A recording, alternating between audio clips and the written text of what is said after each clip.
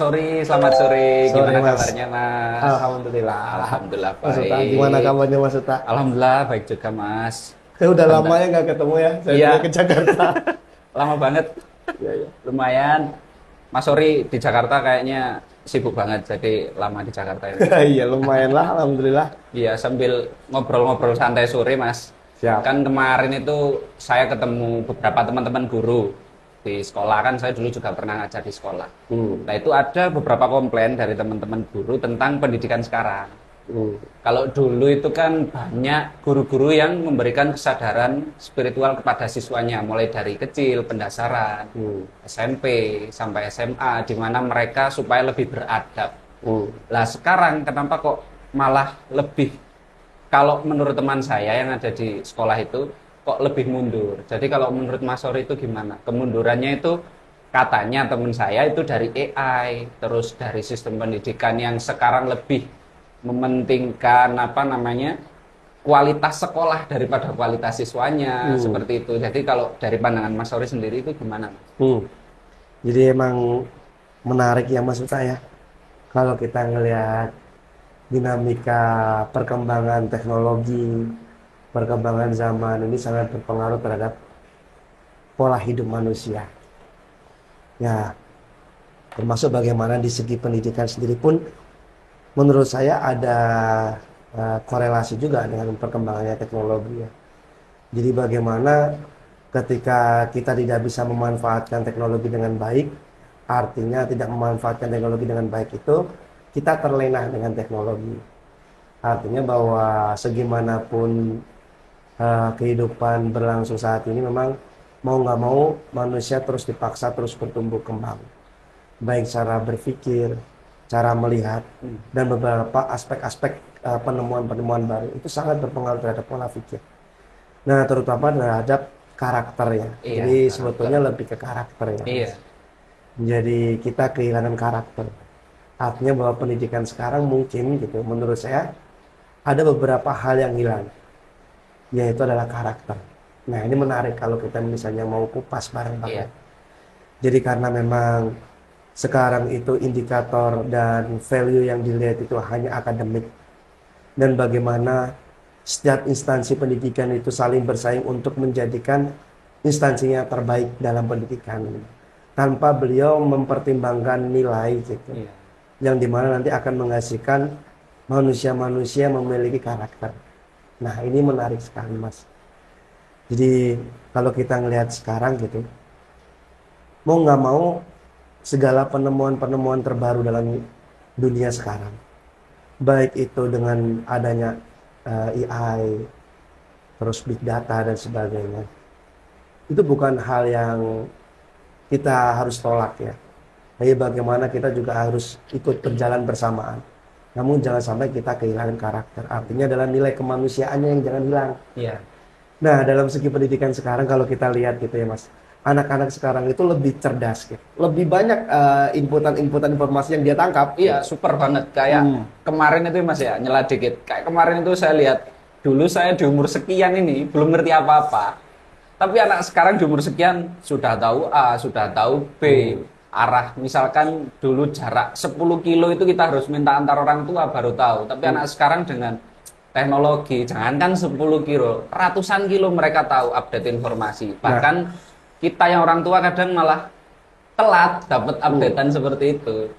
Cuman itu karakter tadi menarik Mas. Karakter tadi kan kayak sekarang kalau di Jawa itu unggah-ungguhnya ke orang tua, terus ke kalau di sekolah ke guru-guru itu kok semakin berkurang. Nah itu kalau menurut Mas Sori itu apa yang kita sebagai orang tua, apalagi saya kan baru punya anak kecil ya Mas, itu kan minimal di mana nanti tantangan kita sebagai orang tua dengan perkembangan teknologi yang luar biasa cepat ini, menemani anak-anak kita bertumbuh kembang seperti itu biar adabnya juga tetap, karakternya tetap ada. Jadi kiat-kiatnya seperti apa Mas? Ya, ya kan memang menarik ya Mas ya. Itu kan sangat kompleks ya. Iya, kompleks banget. Jadi kalau kita lihat pendidikan sendiri itu kan sekarang itu mungkin gitu ya, banyak orang tua yang memasrahkan segala pendidikan itu kan ke instansi pendidikan. Iya. Jadi dilempar semua ke instansi pendidikan. Dan kebanyakan orang tua ya udahlah, yang penting saya udah kerja, memenuhi kebutuhanmu, materimu untuk sekolah gitu. Udah, pokoknya pendidikan semua ke sekolah. Gitu. Padahal menurut saya, secara lahir dan batin gitu ya, anak itu lebih dekat dengan orang tuanya. Karena hampir waktu yang dihabiskan itu kebanyakan kan dengan orang tua. Iya. Nah, di sini peran orang tua itu sangat penting menurut saya, Mas. Sebagai madrasah awal ya.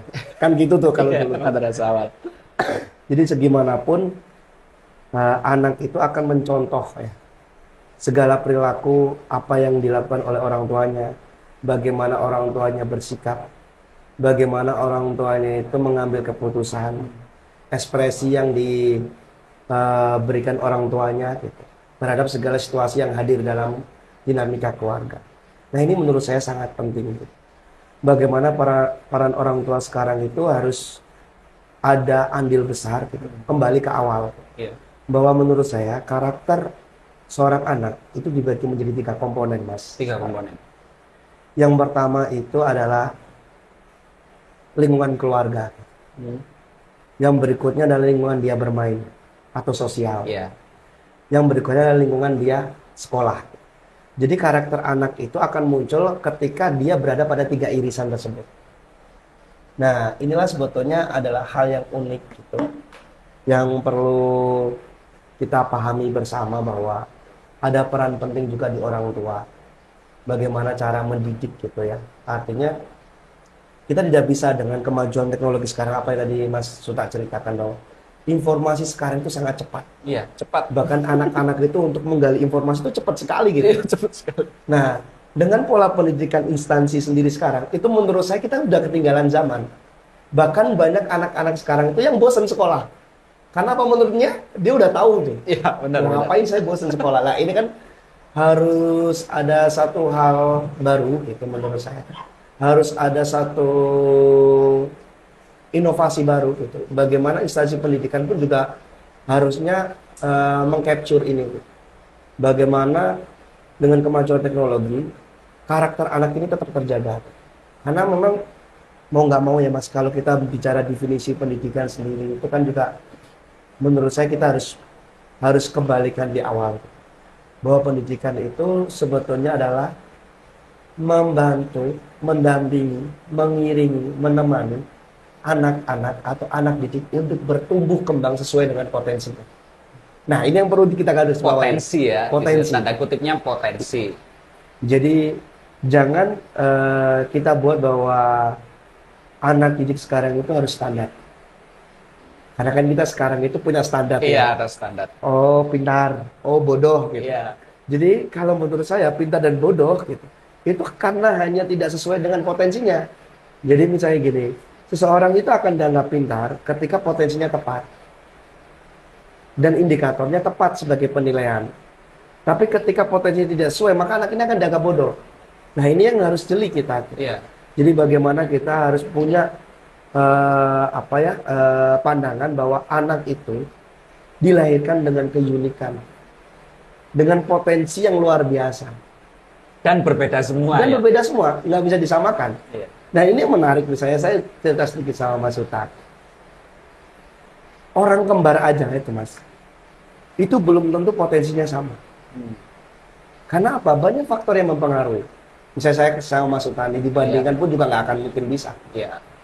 Karena apa gitu? Banyak faktor yang mempengaruhi. Satu, lingkungan keluarga itu berpengaruh. Lingkungan keluarga saya sama lingkungan keluarga Mas Suta kan juga berbeda. Pasti beda. Pasti beda. Iya. Lingkungan bermain juga berbeda. Pasti beda. Bacaan-bacaan saya baca, bacaan-bacaan yang Mas Suta baca itu juga berbeda. Iya. Pengetahuan yang kita gali. Terus respon terhadap situasi atau pengalaman yang kita alami itu berbeda. Misalnya sama nih, kita sama-sama jatuh dari sepeda. Iya. Situasinya sama, jatuh dari sepeda. Secara mindset emosional pasti berbeda. Misalnya nih, saya menangis, Iya. Mas Suta bisa marah-marah, atau saya ketawa gitu. Iya, dan itu balik lagi ke belakang keluarga tadi ya, termasuk. Iya, itu kan banyak pengaruhnya. Pengalaman sebelum. Bagaimana reaksi emosinya. Iya. Belum nanti reaksi tindakan. Reaksi tindakan itu bisa jadi saya nggak mau naik sepeda nih, karena saya trauma. Iya. Atau saya mencoba lagi. Nah, ini yang menjadi unik, Mas, menurut saya. Nah, kembali lagi bagaimana sekarang itu posisinya bahwa mau nggak mau gitu dengan perkembangan teknologi kita nggak bisa menghindari itu. Tapi bagaimana kita tetap menjaga nilai kemanusiaan di setiap individu manusia itu tetap terus terjaga. Kalau kita lihat dengan skema global ya, Ya. bahwa skema sekarang itu adalah kapitalis. Dari segi pendidikan sendiri udah dicetak sebagai kapitalis. Kapitalis. Nah, ini dilihat dari mana kan? Dari bersaing. Jadi bagaimana skema pendidikan sekarang, kenapa kita diadu pada suatu persaingan gitu? Seharusnya adalah nilai-nilai yang ditanamkan adalah kolaborasi. Sile asa, sile ase, sile asu. Gotong royong. Gitu. Ya. Bagaimana membentuk karya dari berbagai potensi komponen yang akhirnya membentuk satu karya yang luar biasa, bukan bersaing. Nah, kalau kita lihat gitu, posisi sekarang itu tuntutan kreativitas bagi individu manusia itu sangat tinggi. Kalau dia tidak kreatif, maka dia akan ketinggalan. Dia tidak akan bisa bersaing secara global. Ya. Nah, karena kekreativitasan ini ditunggangin oleh kapitalisme, maka bagaimana caranya dia untuk terus unggul dengan mengalahkan berbagai cara. Ya. Nangkap ya? Ya, nangkep. Jadi menurutnya yang penting saya nomor satu, saya nggak mau tahu urusan prosesnya seperti apa. Ya. Nah, ini yang menjadi menarik untuk kita gali bersama. Nah, bagaimana dengan kehidupan manusia modern yang beliau berdampingan dengan AI, big data, dengan ketahanan teknologi, menurut saya ini akan sangat berpengaruh terhadap karakternya. Nah, ini harus ada solusi kita bersama nih. Iya. Termasuk PR, apalagi buat orang tua nih ya, Mas. Hmm. Termasuk Mas Ori kan habis ini nikah, pasti rencana juga punya anak dong. Nah, itu pun kita harus tetap ada solusi ke belakang. Nah, terus ini Mas yang saya tanyakan juga, untuk mencapai digadang-gadang Indonesia emas. Indonesia emas kan termasuk karakternya juga harus benar-benar terbentuk. Ya, Jadi kita sebagai tenaga pendidik maupun orang tua itu kan bukan lagi melihat dari sudut pandang tapi lebih ke lingkar pandang ya Mas. benar. Sepakat ya. Kalau saya analoginya kan kalau kita hanya lihat anak dari sini tidak akan tahu potensinya apa. Tapi kalau kita lingkari anak itu benar-benar kita lihat benar, kita evaluasi benar, baik itu di rumah maupun di sekolah, nanti potensinya kan muncul, nggak ada lagi pinter bodoh ya. Jadi mungkin kayaknya gitu ya Mas. Iya.